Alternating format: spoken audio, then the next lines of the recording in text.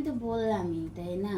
দেখুন, আমি এটা ঠিক আছে, আমি মানি, কিন্তু আমার বাড়ির মানুষ আপনাকে মানবে না, ঠিক আছে? এটাই হলো মূল কথা। বাড়ির মানুষ মানবে না, কিন্তু বাড়ির মানুষকে মানাতে গিয়ে তো সবকিছু করা যাবে। এটা কেন আমি হবে? আমার পরিবারের বিরুদ্ধে গিয়ে আমি আপনার সাথে রিলেশন করে বিয়ে করতে পারবো না, এটা সম্ভব না। আসলে এটা কিন্তু ভুল একটা কথা। আমি বুঝতেও পারি না যে আপনি আমার সাথে এরকম একটা প্রতারণার মধ্যে আমাকে ফেলবেন। কেউই বুঝতে পারে না, এটাই স্বাভাবিক। মেয়েদের এটাই মনে হয় মানে চরিত্র। দেখুন, আপনার অনেক কথা সহ্য করেছি, ঠিক আছে? আপনি আমার চরিত্র নিয়ে কোনো কথা বলবেন না। আপনার কি কোনো অ্যাবিলিটি আছে আমার সাথে রিলেশন করার? থাকতো না, কিন্তু এবারে এটা আপনি করাইছেন আমারে।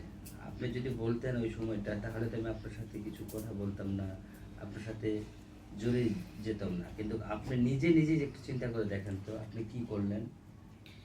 হ্যাঁ, আমি আমি বুঝতে পারছি, প্লিজ, আমি তো বলছি আমাকে ক্ষমা করে দিন, আমার ভুল হয়ে গেছে, ঠিক আছে? কিন্তু